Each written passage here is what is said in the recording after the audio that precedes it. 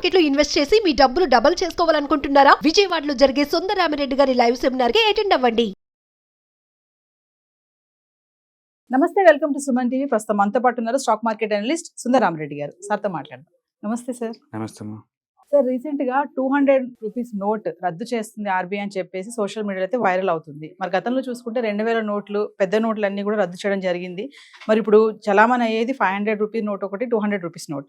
మరి వీటిని కూడా రద్దు చేస్తే మరి ఎలాంటి పరిణామాలు ఉంటాయి? అంటే ఈ వార్తలో ఎంతవరకు అవాస్తవం ఉంది, వాస్తవం ఉంది అంటే ఏం చెప్తారు సార్? బేసికల్ గా ఈ సోషల్ మీడియాలో పని బట్టలందరూ ఇలాంటి న్యూస్ ని స్ప్రెడ్ చేస్తా ఉన్నారండి. ఆర్బీఐ వెరీ క్లియర్ గా క్లారిఫికేషన్ కూడా ఇచ్చింది. అంటే పర్టికులర్ గా నిన్నటి నుంచి సోషల్ మీడియాలో బాగా వైరల్ అవుతున్నాయి. ఏ ఇన్స్టాగ్రామ్ చూసినా, ఏ సోషల్ మీడియా చూసినా, ఏ యూట్యూబ్ చూసినా దీని గురించి డిస్కస్ చేస్తూ ఉన్నారు అనమాట. ఎందుకు 200 రూపీస్ అంత పాపులర్ అంటే, ఎక్కువ మంది వాడేది చేంజ్ కింద 200 రూపీసే ఉంటుంది. అండ్ 2000 రూపీస్ బ్యాన్ చేసిన తర్వాత ఏంటంటే అప్పుడప్పుడు ఇలాంటి న్యూస్ ఎక్కువ అవుతున్నాయి. గవర్నమెంట్ ఎనీ స్పాంటేనియస్ గా ఎనీ పాయింట్ ఆఫ్ టైంలో కరెన్సీస్ ఇలాంటి కరెన్సీలు కూడా బ్యాన్ చేయొచ్చు అని చెప్పేసి అప్పుడప్పుడు అలా రూమర్స్ వస్తూ ఉన్నాయి అనమాట. ఆ మధ్య 1000 రూపీస్ అన్నారు, ఇప్పుడేమో 200 రూపీస్ నోట్ బ్యాన్ అంటున్నారు. బట్ ఆర్బీఐ వెరీ క్లియర్ గా నిన్ననే వాళ్ళు నోటిఫికేషన్ ఇచ్చారండి. అండ్ ఎలాంటి బ్యాన్ లేదు, సోషల్ మీడియాలో ఎలాంటి వదంతులు నమ్మద్దు. ఆర్బీఐ వాళ్ళు నోట్లు అయితే చెల్లుమని అవుతున్నాయి. అక్కడక్కడ దేశంలో ఏంటంటే ఈ దొంగ నోట్లు ప్రింట్ అవుతున్నాయి.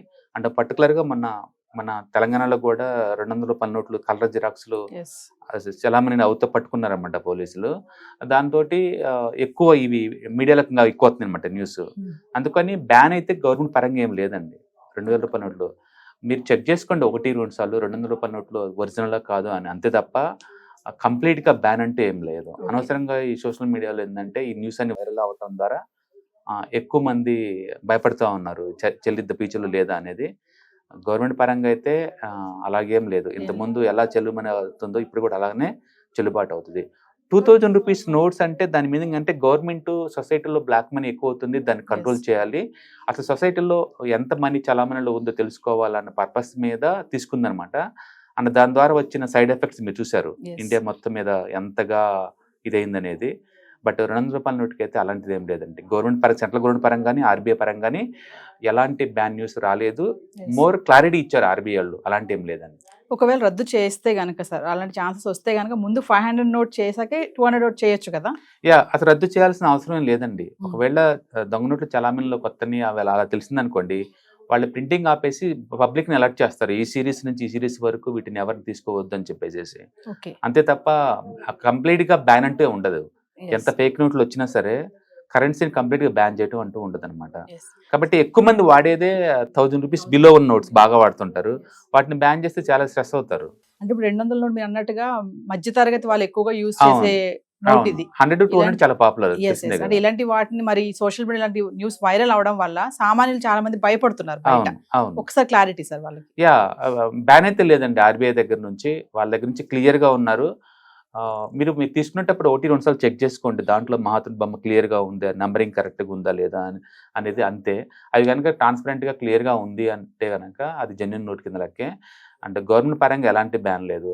అప్పుడప్పుడు ఏంటి 10 రూపాయల కాయిన్ చెల్లదు, 20 రూపీస్ కాయిన్ చెల్లదు, ఇలా రూమర్స్ వస్తున్నాయండి మార్కెట్ లోకి. ఏదో వైరల్ అవ్వాలి అని చెప్పేసి న్యూస్ క్రియేట్ చేయడం తప్ప ఆర్బీఐ దగ్గర నుంచి ఎలాంటి ప్రకటన లేదు. ఇన్ఫాక్ట్ ఈ న్యూస్ వైరల్ అయిన తర్వాత ఆర్బీఐ స్వయంగా మేము బ్యాన్ ఏం చేయలేదని క్లియర్గా ప్రెస్ మీట్లు కండక్ట్ చేసి చెప్పారు మరి. కాబట్టి ఇండియాలో ఇంతకుముందు ఉన్నట్టే అన్ని రకాల నోట్స్ చలామణి అవుతున్నాయి. ఒక 2000 రూపాయల నోట్స్ ఒకటే మాత్రం, అది కూడా అఫీషియల్ ప్రధానమంత్రి డిక్లేర్ చేశారు కాబట్టి అవి మాత్రం బ్యాన్లో ఉన్నాయి తప్ప మిగతా ఏం లేవండి.